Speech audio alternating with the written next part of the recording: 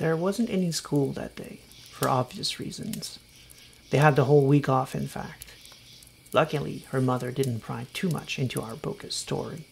She was just far too happy to get her back safely. I felt bad. Really bad. We didn't think of her at all last night. We just did what we could to keep Jane safe. Sleeping at the Sept had been a no-brainer, but the toll it took on her mom was heart-wrenching. The police had us a little more worried in terms of our bogus story. Jane kept it as close to the truth as possible.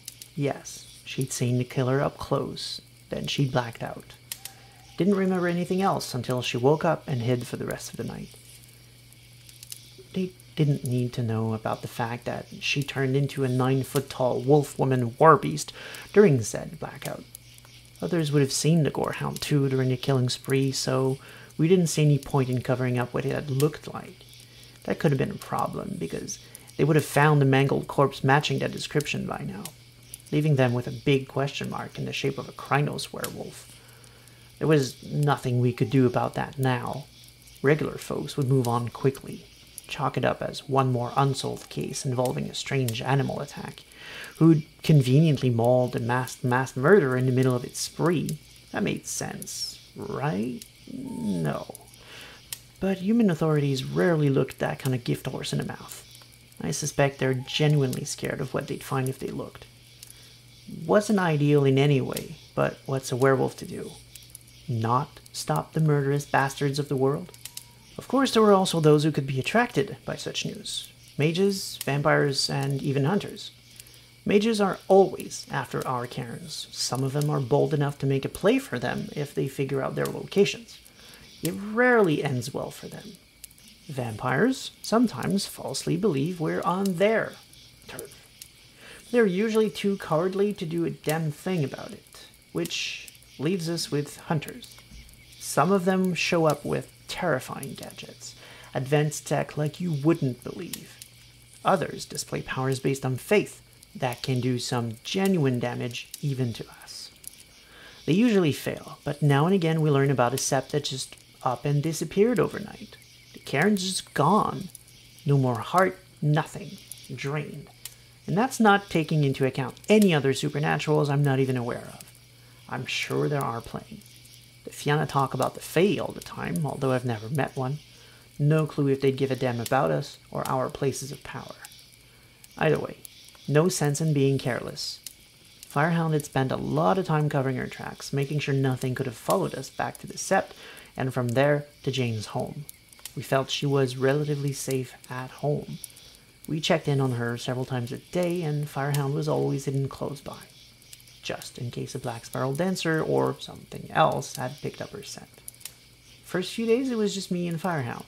We wanted Gloria fully healed as soon as possible. "How is she?"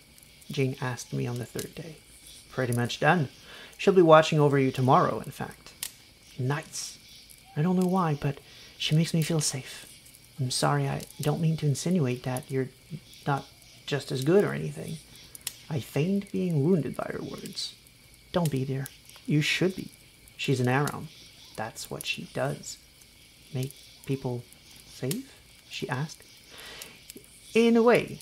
Whoever she's protecting, sure, they would feel safe. But mostly that happens by making those she's protecting them against feel very, very, very unsafe. See, the Ahrouns are our warriors." "Aren't we all warriors?" she asked. "Well, sure," I said, "but that's mostly by virtue of being really hard to kill and absurdly strong. So we can all get the job done by default, but even so, we need generals, we need trainers, we need tacticians. We need those who actually know their shit in addition to being really hard to kill. And besides, they're really, really hard to kill to boot." "Okay. Well, that's a little basic. All the other auspices you gave me a minute of monologue, but they're just really tough," she said. "Hell no, they aren't basic," I answered. "Were you paying attention?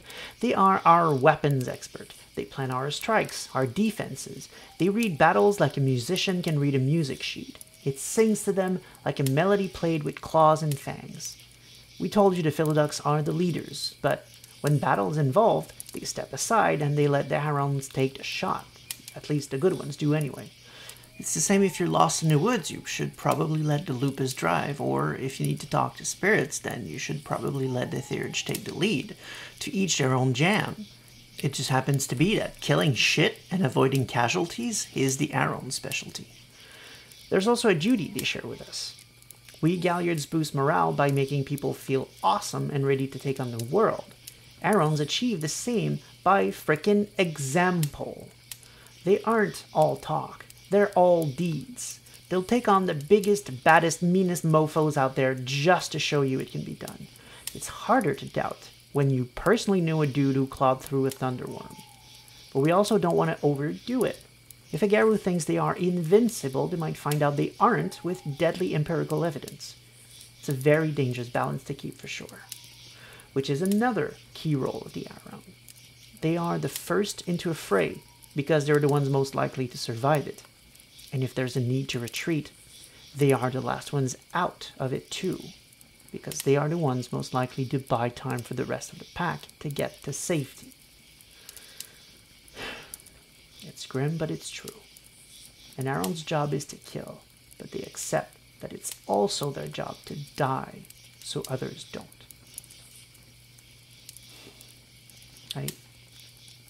I hate it to my core, but it's true. So listen to this advice, because it could save your life one day. If an Ahroun tells you to get the fuck out, you drop to all fours and hightail it out of there like the devil himself has your number. No questions asked, no ifs, no buts, no nothing. You dart. If they come back alive, thank your lucky star. If they don't, then you regroup and come back with a lot more firepower and absolutely wreck the shit of the bastard who did them in. It fucking sucks. But by any metric, it's better to lose one werewolf than an entire pack. You know what I'm going to say, right? She said, looking at me. This was a joke by now. We'd gotten a little closer over the week. It's a lot, I said sheepishly. That's a hell of a lot, she concurred. But she wasn't overwhelmed as much anymore. She was getting used to it all. We'd been practicing her shape-shifting. She'd sparred with us a few times, and we'd gone over most of the basics. At the end of the day, she was Garou. She was born for this. She didn't have a strong connection to Gaia. Few of the Ahmeds do at first, but she did have one. What she had learned went against most of what she was taught about the world growing up. But when that facade began to fall, our words rang true. Our mission felt right. She already didn't question whether Gaia was even real. She felt her whenever she stepped into the Karen's bond. She felt her love course through her, healing her almost instantly whenever she got hurt during Gloria's fighting lessons. That weekend, we made a startling discovery. We decided to shift things around a little, to take a break from teaching her to fight. Firehound wanted to teach her a little about the outdoors. He couldn't fathom how humans had no clue what to do to survive in the woods, and found it distressingly alarming. If only to shut him up about it, we were trying to find a good spot to get started.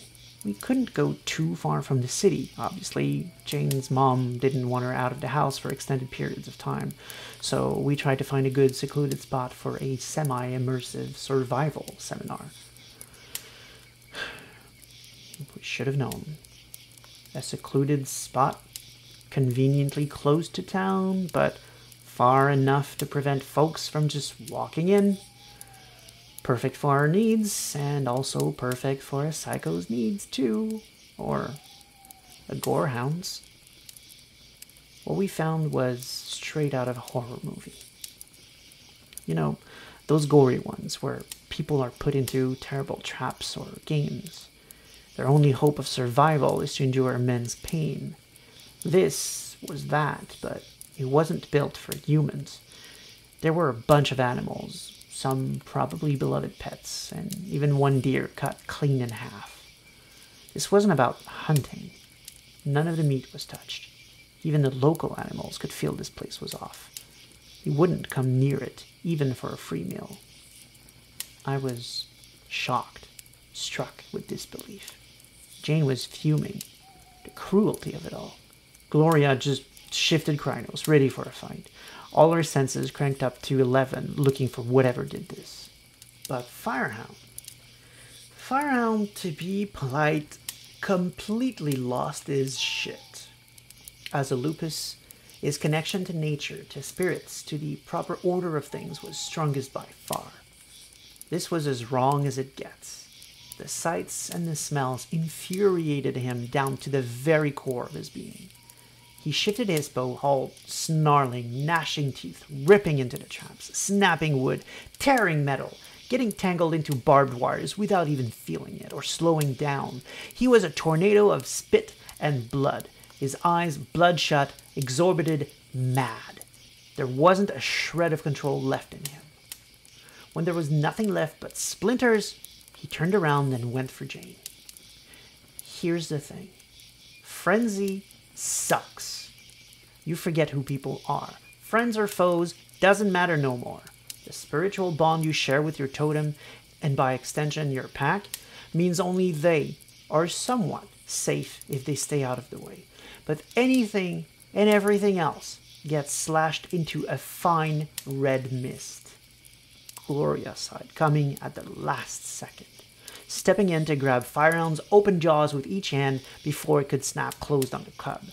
His teeth went through her hands, but she held through the pain, pushing back Firehound several feet away. Now, to be clear, Firehound is not a pushover. The Little Brothers tribe wolf heritage is naturally large. Even in lupus, he's a huge motherfucking snow-white beast of a wolf, almost 3 foot high at the shoulder. In Hispo, he was about 650 pounds of anger, about 5 foot high at the shoulder. Not the biggest Hispo, but damn near close to.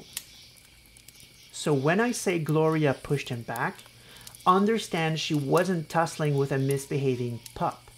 She screamed and put her back into it. Herself, about 750 pounds of pure resolve. After driving back a safe distance, she let go, spinned out of the way, back behind his head, wrapped her arms around it, then pulled tight upwards while using her full body to pin him down in a very awkward headlock. Listen, martial arts just don't cover giant wolves. You gotta make do. I went up to him, tried to calm him down, spoke softly, gently, reminded him of good things, good memories, recited his favorite stories, the ones he'd always stay late near the fires to listen to long after most have gone to sleep, until his breathing steadied, his eyes lost their mad je ne sais quoi, his struggles ceased, and Gloria let go. He went for a walk to get his head back on straight, while we stayed to see what we could garner from the scene. But it was well and thoroughly trashed. It was obviously set up by someone deranged. That could mean a full more, but it could also just be a regular Joe. Humans are capable of evil on their own. Or it could even be the latter, on a journey to the former. If we caught them before it was too late, maybe we could free them of the worm's influence. Save their souls, if you will. For more, we could kill and call it a day, but if this was a regular Joe, then fuck. What do you even do with that? I mean, we knew where Firehound stood on the matter, but we would need to discuss it. It was time to use a good old trick, taught to the Garou born, called Sense Worm. Guess that meant Jane was getting another whole new lesson. Gifts. So listen, and listen well, I said. This is going to be especially important to you as a Thurge. You've seen a lot of what we can do, but that's not all of it. We have ancient pacts with spirits. They have ways to do the impossible, and then they can teach us how to do it. To them, it's part of their nature, like breathing is to us, or echolocation is to a bat. They just can. When the proper price is paid and the spirit agrees to show you, you get to be able to do it too, Like, I can jump way higher than I should. I can talk to animals, and I can even talk directly in your mind if I need to. It's pretty neat. It's just very hard to explain how. I just know how. I do it and it happens. And yes, we can also teach each other to do these things too. But it's difficult. We actually need to talk others through it. It takes a long while. But spirits just kind of give you the knowledge in a snap. The other thing is, us teaching it to each other is not exactly allowed. Better to get it directly from a spirit, is what I'm saying. You see, otherwise spirits might think we broke a pact or something if we just spread that knowledge. But pacts usually have very defined laws on who they agree to teach it to. For example, some gifts might be reserved for a specific tribe, a specific breed, or a specific auspice. And then there's rank. It's a big no-no to teach a high-level rank gift to someone who hasn't yet reached the proper wisdom to use it responsibly. So we rely on spirits here too, which means we rely on thurges. If we want to learn a new gift, it's best to just find a thurge who's knowledgeable in these things. One who can get you talking with the right spirits for what you want, and will show you what to do to get its approval. So, she said, you're going to use one of those gifts now? Heck yeah!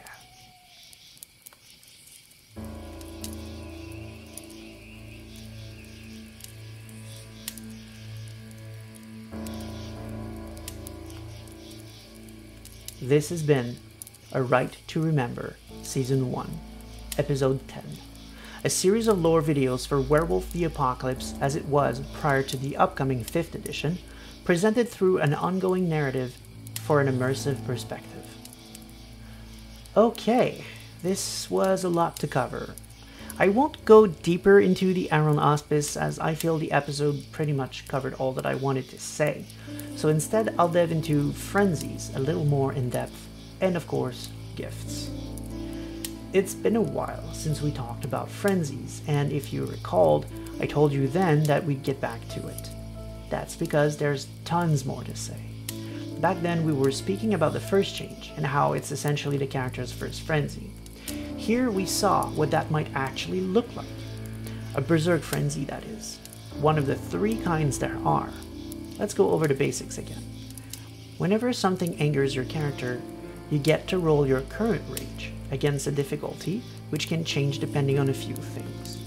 First, the fuller the moon phase, the easier to roll. Difficulty 8 on a new moon, down to 4 on a full moon. Then your shape. Krynos is a war form, and it reduces rage difficulties by 1. If it's your moon, then reduce the difficulty even further. For any dice rolled above that difficulty, you gain a point of rage, which totally can go above your maximum. If that's the case, you lose a rage point per hour until it drops back to your regular maximum. If 4 of your dice reach the difficulty, you will frenzy. Now, your maximum rage depends on your auspice. A Ragabash starts at 1 maximum rage. Thurges start at 2 until the full moon, the Ahroun, who gets 5.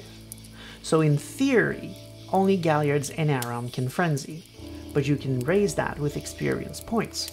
And remember, a previous roll can bring you above your max, so even a Ragabash can frenzy if something keeps nagging at them. Or maybe your storyteller is evil and gives you more dice to roll because they think the situation warrants it. This is what happened to Firehound here. As an experienced werewolf from the Little Brothers tribe, he has higher rage than average for a Ragabash. He bought 2 more from experience points, bringing it up to 3, and here he received 2 extra dice from the storyteller. With 4 successes, you can have one of 2 kinds of frenzies. In a Berserk frenzy, your character shifts into Krynos or Hispo and stops at nothing to obliterate the source of their anger, whatever that may be. Whether that's an enemy, a random stranger, or that goddamn table they keep banging their knee into. In case that wasn't obvious, werewolves are dangerous to be around. A Fox frenzy happens when panic is the trigger, in which case your character will shift into Lupus or Hispo and get the hell out of there with extreme prejudice. obliterating anything and anyone in their way. Now, if your character rolls 6 successes, they enter a thrall of the worm, their destructive urges tainted by the worm itself. In this condition, they will do truly despicable things depending on their breeds. A homid will devour its victim, a lupus will not stop until it has been ripped to shreds, and a Garou-born, well, let's not go there. Let's just say I'm not a fan of the Thrall of the Worms, and a lot of that comes from what the Garou-born do. See page 261 of the W20 core book. When the source of your anger or fear is gone, you can roll willpower every turn to end the frenzy. Always remember, though, that you can also just spend a point of willpower to avoid the frenzy altogether, as long as you do it before letting it start. In other words, when you roll those 4 successes, call it out right away. Otherwise, if you let the frenzy start, you must write it out. Still, using willpower is a very easy way out. Please do use it as appropriate. But remember, if you always stop the frenzy, then the dangers of rage lose all meaning. So please consider letting them happen once in a while. Okay, enough about rage. Gifts! The small detail I wanted to add was that most werewolves don't walk around with W20 core books to let them know what gifts exist and which spirits teach them. You have thurges for a reason. Also, yes, you can petition a spirit for a particular gift, but sometimes you can get them without asking for it. If you're traveling the Umbra and happen to help a spirit in need, it's entirely possible they'll thank you with a unique gift.